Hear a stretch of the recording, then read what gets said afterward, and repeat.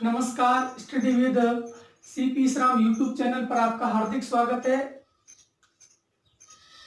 आज कल हमने पढ़ लिया था अम्ल तथा क्षारों के सामान्य गुणधर्म। और सामान्य गुणधर्म में हमने दो गुणधर्म पढ़ लिए थे। पहला गुणधर्म पढ़ा था कि अम्ल नीले लिटमस पत्र को लाल तथा क्षार लाल लिटमस पत्र को नीले में कर देते हैं। दूसरा गुणधर्म अम्ल धातु के साथ क्रिया करके लवण और क्या बनाते हैं, हाइड्रोजन गैस बनाती है। मतलब संपूर्ण सारे के सारे अम्ल ये धातु के साथ क्रिया करके हाइड्रोजन गैस उत्पन्न करते हैं, जबकि पूरे 100% सार धातु के साथ अभिक्रिया करके हाइड्रोजन गैस उत्पन्न नहीं करते। आज पढ़ेंगे हम तीसरा गुणधर्म। तीसरे गुणधर्म में सबसे पहले अम्ल धातु ऑक्साइड के साथ, किसके साथ, धातुएं जो ऑक्साइड बनाती है, धातु ऑक्साइड की अभिक्रिया किसके साथ की जाए, अम्ल से की जाए, तब क्या प्राप्त होता है, तब होता है लवण प्लस जल। लवण प्लस क्या, जल। जैसे धातु ऑक्साइड CuO प्लस 2HCl, तब क्या बनेगा, लवण कौन सा बनेगा, CuCl2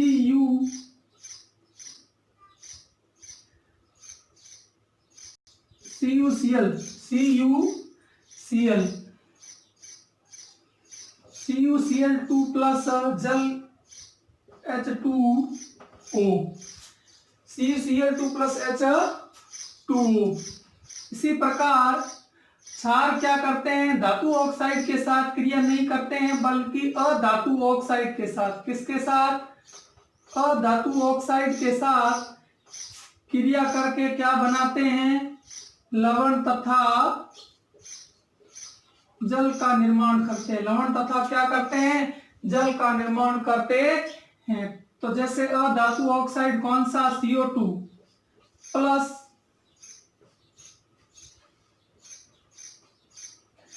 क्षार कौन सा, CaOH का होल ट्वाइस। अब देखो, एक तो क्या बनेगा, जल यानी H2O, साथ में कोई भी क्या बनेगा, लवण। लवण कौन सा, CaCO3। CaCO3 ये एक प्रकार का क्या है, लवण है, जिसको बोलते हैं कैल्शियम कार्बोनेट। और ये क्या है, जल। जब धातु ऑक्साइड अम्ल के साथ अभिक्रिया करके जो लवण बनाते हैं, उन लवणों की प्रकृति हमेशा होती है कौन सी, क्षारीय प्रकृति। कौन सी प्रकृति, क्षारीय। जबकि क्षार और धातु ऑक्साइड के साथ मिलकर जो लवण बनाते हैं, उन लवणों की प्रकृति होती है कौन सी, अम्लीय। कौन सी प्रकृति होती है, अम्लीय। अगला गुणधर्म है कि अम्ल तथा क्षार किसी जलीय विलयन में अपघटित होकर क्या करते हैं, जैसे ये जलीय विलयन है, अगर इसमें अम्ल या क्षार को क्या कर दिया जाए, अपघटित कर दिया जाए, घोल दिया जाए, तो जो विलयन प्राप्त होगा वो विद्युत का कैसा होगा, विद्युत का सुचालक होगा। विद्युत का क्या होगा, सुचालक। यानी अम्ल तथा क्षार किसी जलीय विलयन में अपघटित होकर विद्युत का सुचालक विलयन बनाते हैं। यानी क्या करते हैं, अगर किसी विलयन में अपघटित कर दिया जाए, तो वो जो विलयन प्राप्त होगा उसमें विद्युत धारा का क्या होगा, प्रवाह होगा, अर्थात विद्युत सुचालक विलयन बनेगा। छठा गुणधर्म ये है, पढ़ लिया है हमने, उदासीनीकरण। अम्ल तथा क्षार की क्रिया करने से लवण तथा जल का निर्माण होता है। इस प्रकार की अभिक्रिया को क्या कहते हैं, उदासीनीकरण कहते हैं। क्या कहते हैं, उदासीनीकरण अभिक्रिया किसे कहते हैं। जब लिखने को कहे तो आप लिखोगे, जब अम्ल व क्षार की अभिक्रिया जब अम्ल व क्षार की परस्पर क्या करवाई जाए, परस्पर अभिक्रिया करवाई जाए, तब क्या प्राप्त होगा?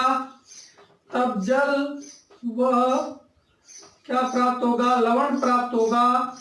और इस प्रकार की अभिक्रिया को क्या कहते हैं? उदासीनीकरण कहते हैं। क्या कहते हैं? उदासीनीकरण। अभिक्रिया देखें, जैसे एक अम्ल है HCl प्लस क्षार कौन सा? NaOH। HCl यानी हाइड्रोक्लोरिक अम्ल तथा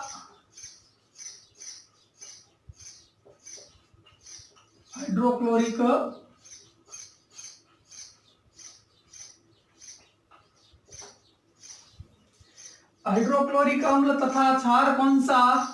क्षार है सोडियम हाइड्रोक्साइड। जब इनकी अभिक्रिया करवाई जाए तो एक तो प्राप्त होगा H2O, साथ में प्राप्त होगा NaCl। NaCl को बोलते हैं सोडियम क्लोराइड यानी नमक, और ये एक प्रकार का क्या है? लवण। तो इसका मतलब क्या हुआ? अम्ल तथा क्षार की अभिक्रिया करवाने से, अगर क्या करवाने पर हमेशा लवण तथा जल प्राप्त होगा। लवण तथा जल प्राप्त होगा। ये अभिक्रिया क्या कहलाएगी? ये अभिक्रिया कहलाएगी उदासीनीकरण। ये थे सामान्य गुणधर्म किसके? अम्ल तथा क्षारों की। पहला गुणधर्म लिटमस परीक्षण। कौन सा? लिटमस परीक्षण। लिटमस परीक्षण। नंबर 2, धातु के साथ क्रिया। कौन सा गुणधर्म? धातु के साथ क्रिया। तीसरा गुणधर्म ऑक्साइड के साथ क्रिया। किसके साथ क्रिया? ऑक्साइड के साथ क्रिया। चौथा गुणधर्म उनका विलयन विद्युत का सुचालक होता है। पांचवा गुणधर्म उदासीनीकरण। उदासीनीकरण। ये क्या थे? ये सामान्य गुणधर्म थे किसके? अम्ल तथा क्षार के। किसके? अम्ल तथा क्षार के सामान्य क्या थे? गुणधर्म। अगला टॉपिक रहेगा, सामान्य गुणधर्म पढ़ लिया। अब पढ़ेंगे अम्ल तथा क्षारों के दैनिक जीवन में उपयोग। दैनिक जीवन में क्या उपयोग?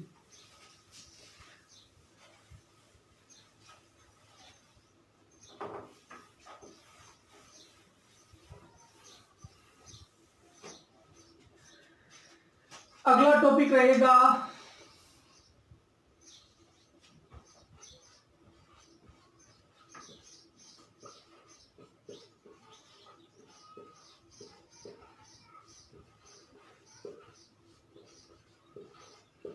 अम्ल तथा क्षारों के क्या उपयोग। उपयोग में सबसे पहले पढ़ेंगे किसका उपयोग? अम्ल का उपयोग। किसका उपयोग? अम्ल का उपयोग। याद रखना, अम्ल विशेष रूप से दो प्रकार के होते हैं। नंबर 1 कार्बनिक अम्ल। कौन सा अम्ल? कार्बनिक अम्ल। और नंबर 2 कौन सा अम्ल? खनिज अम्ल। खनिज अम्ल जैसे H2SO4, HCl, HNO3। कार्बनिक अम्ल जैसे एसिटिक, लैक्टिक, मैलिक आदि। कार्बनिक अम्ल मतलब कार्बनिक अम्ल क्या होते हैं? ये जीव जंतु वो पौधों के क्या होते हैं? प्राकृतिक स्रोत होते हैं, इसलिए इनको बोलते हैं कार्बनिक अम्ल। कैसे बोलते हैं? कार्बनिक अम्ल। सबसे पहले पढ़ते हैं HCl। किसका? HCl का उपयोग। सबसे पहले HCl का उपयोग होता है उद्योगों में। बॉयलर क्या होता है कि किसी भी वस्तु को बहुत अधिक गर्म करने के लिए जिस उपकरण की आवश्यकता होती है उसे बॉयलर कहते हैं। तो बॉयलर को अंदर से साफ करने, क्या करने में? साफ। उसके बाद एक उद्योग है सिंक और सैनिटरी। सैनिटरी का मतलब होता है सैनिटरी यानी ये पानी फिटिंग वाला जितना भी सामान है, बिजली प्लस पानी वाला, ये सैनिटरी कहलाता है। तो सिंक और सैनिटरी उद्योग में किसका उपयोग होता है? HCl का उपयोग होता है। दो उपयोग याद रखने HCl के। नंबर 1 उद्योगों में बॉयलर को साफ करने में, नंबर 2 सिंक तथा सैनिटरी उद्योग में। उसके बाद आता है, इसका नाम तो पता है ना, कौन सा?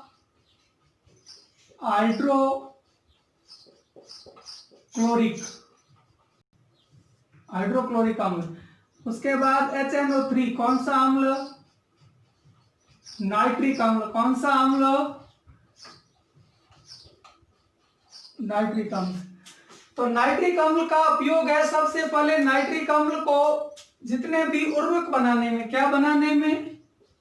उर्वरक या खाद बनाने में। उर्वरक या क्या बनाने में?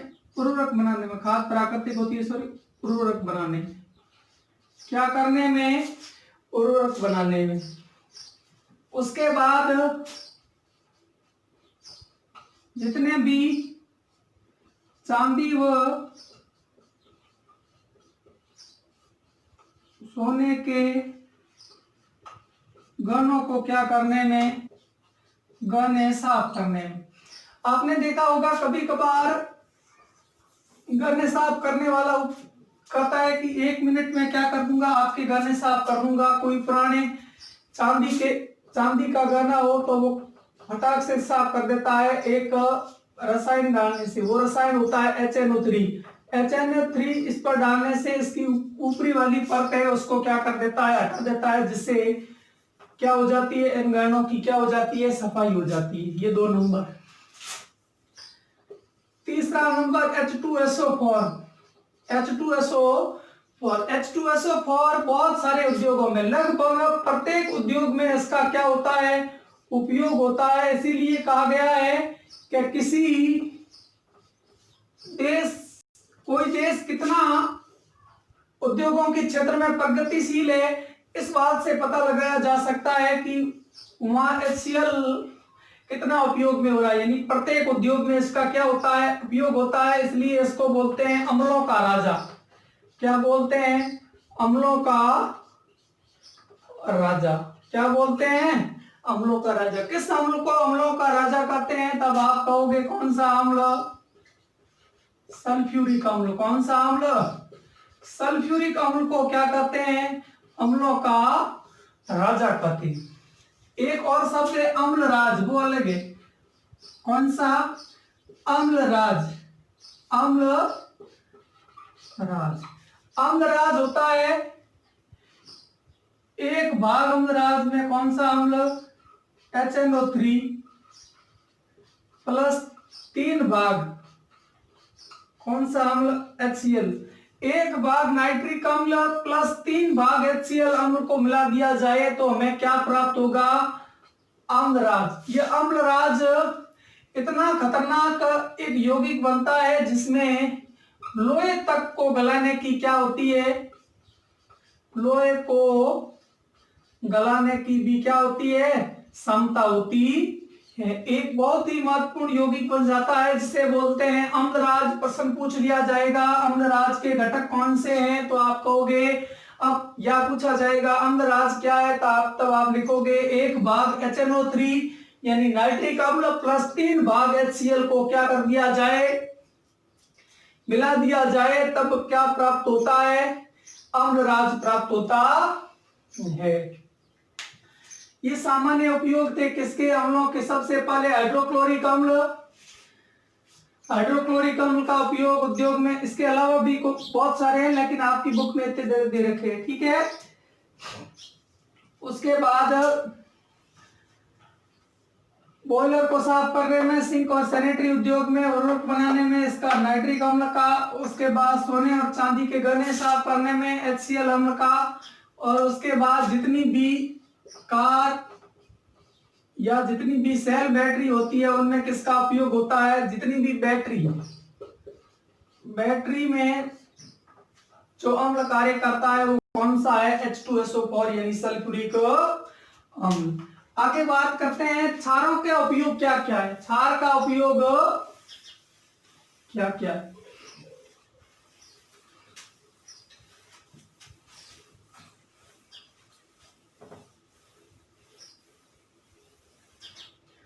क्षारों का उपयोग सबसे पहले क्षार में सबसे पहले NaOH, रासायनिक नाम है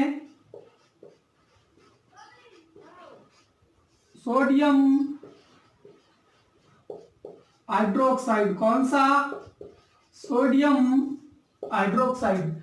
सोडियम हाइड्रोक्साइड का उपयोग होता है साबुन व अपमार्जक। किसमें? जितने भी साबुन और अपमार्जक बनाते हैं उनमें किसका उपयोग होता है? सोडियम हाइड्रोक्साइड का उपयोग होता है। इसके अलावा कागज उद्योग,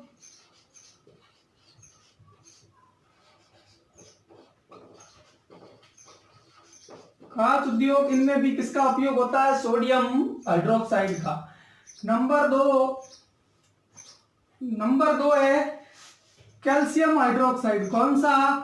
कैल्शियम हाइड्रोक्साइड।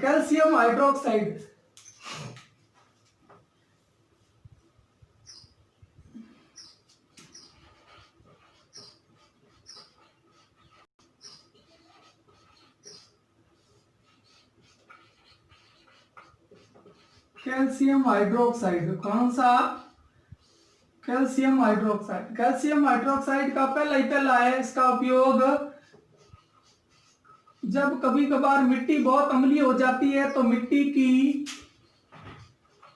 अम्लता को क्या करने के लिए, अम्लता को दूर करने में, मिट्टी की अम्लता को क्या करने में? दूर करने में। नंबर 2 सफेदी। जब सफेदी करते हैं ना तब किसका उपयोग होता है? कैल्शियम हाइड्रोक्साइड का। नंबर 3 जितने भी कीटनाशक है उनका एक प्रमुख घटक है। कीटनाशकों का प्रमुख घटक है। कीटनाशकों का क्या है? प्रमुख घटक। मिट्टी की अम्लता दूर करने में सफेदी कीटनाशकों का क्या है? प्रमुख घटक है। नंबर 3 MgOH का होल ट्वाइस। सामान्य नाम है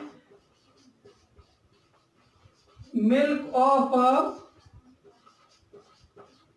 मैग्नीशिया। मिल्क ऑफ क्या? मैग्नीशिया।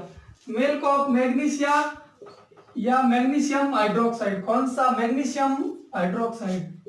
सबसे पहले पेट की अम्लता दूर करने में, पेट की अम्लता दूर करने में, जब कभी एसिडिटी या अम्लता जैसी समस्या उत्पन्न हो जाती है तब ये एंटी अम्ल है जो क्या करता है? पेट की अम्लता को दूर करता है और पेट की क्या करने में? कब्ज की समस्या को समाप्त करने में या सब कब्ज की समस्या को दूर करने में किसका उपयोग होता है? मिल्क ऑफ मैग्नीशिया का उपयोग होता है। ये बात हो गई किसकी? सबसे पहले सोडियम हाइड्रोक्साइड साबुन और अपमार्जक उद्योग में, कागज उद्योग में, कांच उद्योग में। उसके बाद कैल्शियम हाइड्रोक्साइड मिट्टी की अम्लता को दूर करने में। उसके बाद सफेदी। उसके बाद कीटनाशकों का क्या है? एक प्रमुख घटक है। प्रमुख क्या है? घटक।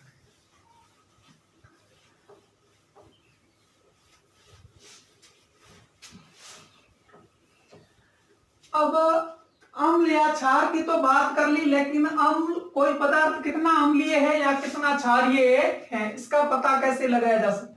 यानी एक होता है प्रबल अम्लीय, प्रबल दुर्बल अम्लीय, प्रबल क्षारीय, दुर्बल क्षारीय। इनका पता लगाने के लिए एक सोरेनसन नामक वैज्ञानिक था जिन्होंने दिया पीएच स्केल। एक स्केल दी यानी एक मापने का यंत्र दिया जिसको बोलते हैं पीएच स्केल। यहाँ पीएच स्केल में ये शब्द है पुशांस, लैटिन भाषा का शब्द है जिसका अर्थ होता है शक्ति। किसकी शक्ति? एच का मतलब होता है हाइड्रोजन आयनों की, हाइड्रोजन आयन की क्या? शक्ति या सामर्थ्य। हाइड्रोजन आयनों का सामर्थ्य ही क्या है, पीएच स्केल है। इसको दिया था 1909 में, वैज्ञानिक का नाम था सोरेनसन।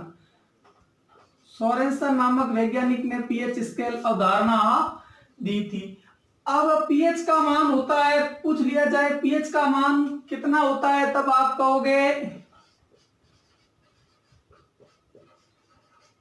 हाइड्रोजन आयनों की सांद्रता के घातांक या हाइड्रोजन आयन की सांद्रता के घातांक या हाइड्रोजन आयन की सांद्रता के ऋणात्मक लघुगणक यानी क्या, लॉग। पीएच होता है हाइड्रोजन आयन की सांद्रता के ऋणात्मक लघुगणक यानी लॉग के बराबर होता है। एक गणित की टर्म है जिसको बोलते हैं लॉग, लघुगणक। तो पीएच बराबर कर सकते हैं, पीएच बराबर माइनस ऋणात्मक लॉग 10H प्लस आयन। अगर H प्लस आयन की सांद्रताओं का लॉग 10 ले लिया जाए तो हमें क्या प्राप्त होगा, तो हमें प्राप्त होगा पीएच। क्या होगी, पीएच। फिर अम्ल तथा क्षारों के लिए उन्होंने एक 0 से 14 तक, कितने तक, 0 से 14 तक एक स्केल बनाई।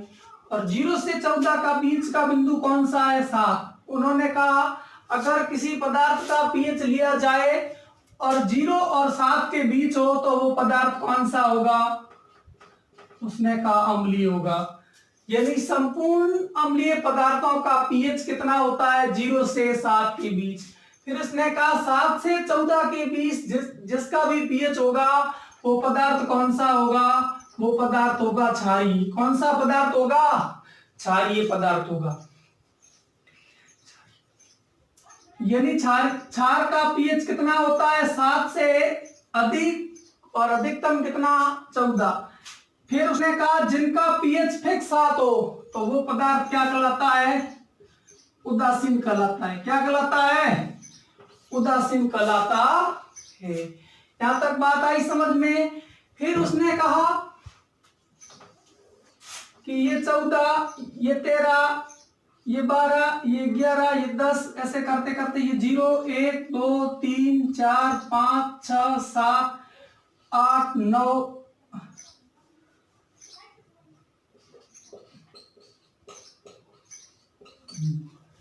फिर इसने कहा ये तो 7 है, उदासीन है। क्या है, उदासीन। फिर इसने कहा कि यहां से जैसे जैसे पीएच का मान कम होगा वो उतना ही क्या होगा, प्रबल अम्ल होगा। जैसे एक अम्ल है ए, उसका पीएच है 1.2। दूसरा अम्ल है बी, उसका पीएच है 4.2। तो उसने बताया कि अम्लों में जिसका पीएच, याद रखना, अम्लों में जिसका पीएच कम होगा वो उतना ही क्या होगा, प्रबल अम्ल होगा। क्या होगा, प्रबल अम्ल। इसका मतलब ए और बी में प्रबल अम्ल कौन सा, ए। फिर इसने कहा सारों में जितना पीएच का मान अधिक होगा वो उतना प्रबल क्षार होगा। जैसे एक है एक्स और एक है वाई, एक्स का पीएच 10 और वाई का पीएच 13। इसका मतलब प्रबल कौन है, वाई प्रबल क्षार है। किसकी तुलना में, एक्स की तुलना में। क्यों, क्योंकि इसका पीएच मान अधिक है। और जब H प्लस आयनों की सांद्रता को किस रूप में मापते हैं, अम्लों की, और OH माइनस की सांद्रता किसके रूप में मापते हैं, क्षारों की। जब H प्लस आयन की सांद्रता और OH माइनस आयन की सांद्रता जिस बिंदु पर बराबर हो उस बिंदु को क्या कहते हैं, उदासीन। यानी वो पदार्थ न तो अम्लीय होगा और न ही क्या होगा, क्षारीय होगा। क्या होगा, क्षारीय होगा। ये बात की थी सामान्य पीएच स्केल की।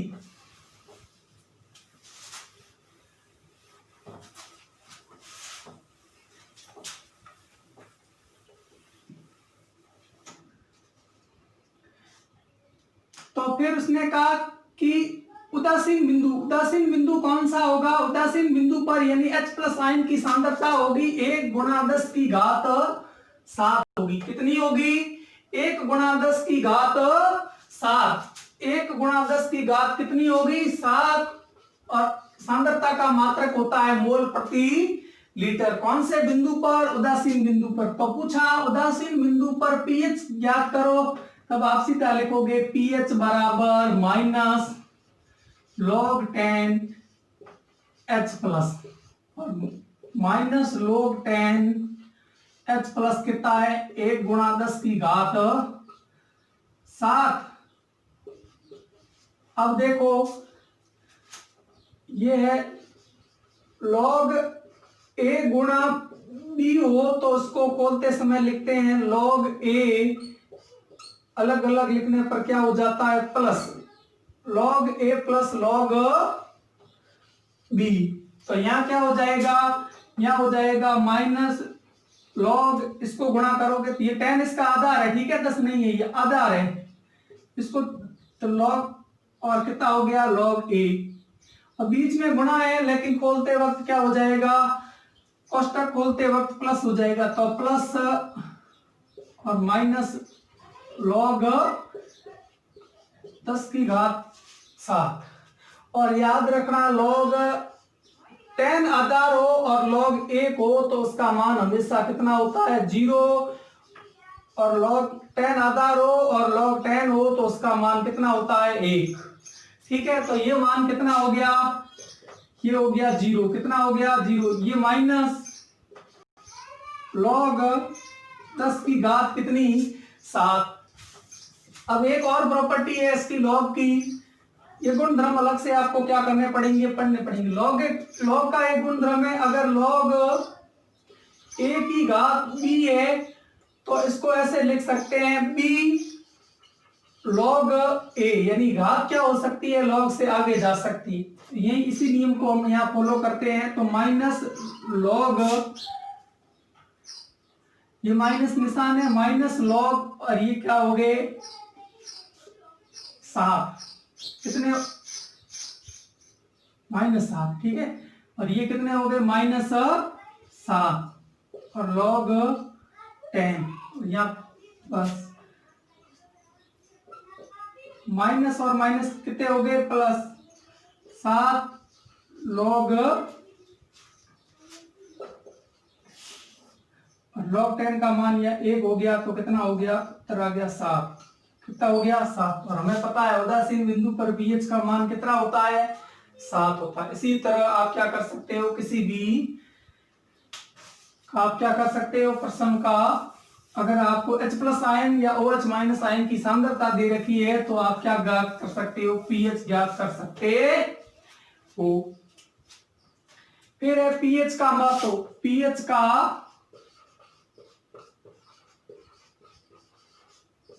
का महत्व, सबसे पहले pH का महत्व है उदर की अम्लता दूर करने में। उदर की क्या करने में? अम्लता दूर।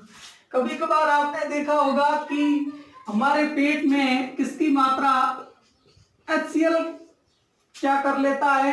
अधिक स्रावित हो जाता है तो क्या कर लेता है? तब श्लेष्मा को नुकसान पहुंचाना प्रारंभ करता है, तो इस स्थिति को हम बोलते हैं अम्लता। क्या बोलते हैं? अम्लता। सामान्य रूप से बोलते हैं एसिडिटी। ये आम समस्या है, तो इस समस्या को दूर करने के लिए ये क्या है? अम्ल है। और हमें क्या करना है? समस्या की जड़ है कि अम्ल की मात्रा अधिक हो गई है। अम्ल की मात्रा क्या हो गई है? अधिक। तो अम्ल की मात्रा को कम करने के लिए प्रति अम्ल पदार्थ ग्रहण करना होगा। और प्रति अम्ल पदार्थ कौन सा होता है? क्षार। याद रखना, परबल क्षार नहीं। परबल क्षार ग्रहण करोगे तो परबल क्षार खुद उदर को नुकसान पहुंचाएगा, इसलिए एक दुर्बल क्षार अभी बताया था, उसके उपयोग में मैग्नीशियम हाइड्रोक्साइड का उपयोग क्या किया जाता है? पेट की अम्लता को दूर करने में किया जाता है। ये पेट की अम्लता और ये पीएच का महत्व। दूसरा, पेट की अम्लता हो गई। दूसरा क्या करना है? दंतछेद। क्या करना है? दंतछेद। सामान्य दांतों का पीएच लगभग 6.8 के आसपास होता है, बहुत दुर्बल अम्लीय होता है। लेकिन हम क्या करते हैं?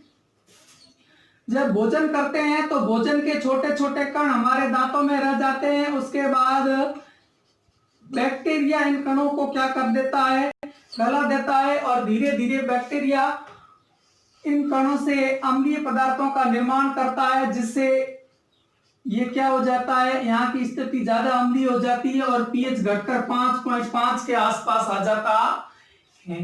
तो उस समय दांतों का सबसे कठोर भाग कौन सा, इनेमल भाग भी अम्ल के कारण क्या होने लगता है, क्षतिग्रस्त होने लगता है। ये स्थिति क्या कहलाती है, दंत छेद। इस स्थिति में भी हम क्या करते हैं, बैक्टीरिया को मारते हैं। किसके द्वारा, आपने सुना होगा टूथ दंत मंजन करते हैं, नहीं करते?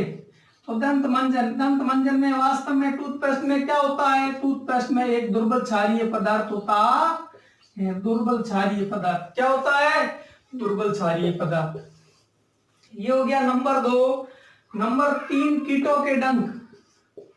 कीटों के डंक में भी क्या होता है, अभी बताया लाल चींटी और बिच्छू के, कल बताया था लाल चींटी और बिच्छू के डंक में कौन सा अम्ल होता है, फार्मिक अम्ल। यही कारण है कि कीट काटने पर क्या होता है, जलन महसूस होती है। वो किस कारण, फार्मिक अम्ल के कारण जलन महसूस होती है। फिर क्या करते हैं, इसका एक इलाज, इसके ऊपर क्या कर देते हैं, जैसे calcium hydroxide, sodium magnesium hydroxide या अन्य कोई क्या करते हैं, दुर्बल क्षार इनके ऊपर लगाते हैं डंक मारे स्थान पर, ताकि क्या हो, जलन कम हो। अगला उपयोग है अम्ल वर्षा। कैसी वर्षा, अम्ल वर्षा। आजकल ज्यादा प्रदूषण के कारण जब साधारण जल का पीएच 7 होता है, यानी साधारण जल कैसा होता है, उदासीन। कैसा, उदासीन। लेकिन जैसे ही बारिश होती है तो पर्यावरण में क्या हो जाता है, प्रदूषकों के कारण ये पानी आते वक्त प्रदूषकों के संपर्क में आता है, जिससे इस पानी का पीएच क्या हो जाता है, कम। और पानी का पीएच कम होगा तो पानी उदासीन नहीं रह के अब कैसा हो जाएगा, अम्लीय। और यही पानी जब जमीन पर बरसता है तथा जलाशय में जाता है तो जितने भी जलीय जीव है उनकी मृत्यु का क्या बन जाता है, कारण बन जाता है। जितनी भी सुंदर सुंदर धरोहर है, जैसे ताजमहल, इनका भी क्या करता है, क्षय करता है या इनको भी क्षतिग्रस्त करता है। उसके बाद मृदा की अम्लता। कई बहुत सारे बार जब मृदा को क्या किया जाता है, उपयोग में लिया जाता है, तो उसकी अम्लीय मात्रा क्या हो जाती है, बढ़ जाती है। और इसकी अम्लीय मात्रा को वापस संतुलित करने के लिए, यानी मृदा को वापस उदासीन करने के लिए अभी बताया पहले कौन सा, कैल्शियम हाइड्रोक्साइड नामक दुर्बल क्षार मिलाया जाता है। ये आज हमने बात की थी सबसे पहले कुछ गुणधर्म, उसके बाद अम्ल तथा क्षारों के उपयोग, उसके बाद हमने पढ़ा था पीएच। पीएच क्या होती है, पीएच की अवधारणा किसने दी, पीएच में पी का मतलब क्या होता है, एच का मतलब क्या होता है। फिर हमने पढ़ा पीएच के महत्व। ये पीएच के महत्व बहुत इंपॉर्टेंट है। सबसे पहले उदर की अम्लता, नंबर 2 दंत क्षय, नंबर 3 कीटों का क्या, डंक, और नंबर 4 अम्लीय वर्षा, और नंबर 5 क्या, मृदा की अम्लता। आज के लिए इतना ही। अगली क्लास आगे पढ़ेंगे, अगली क्लास।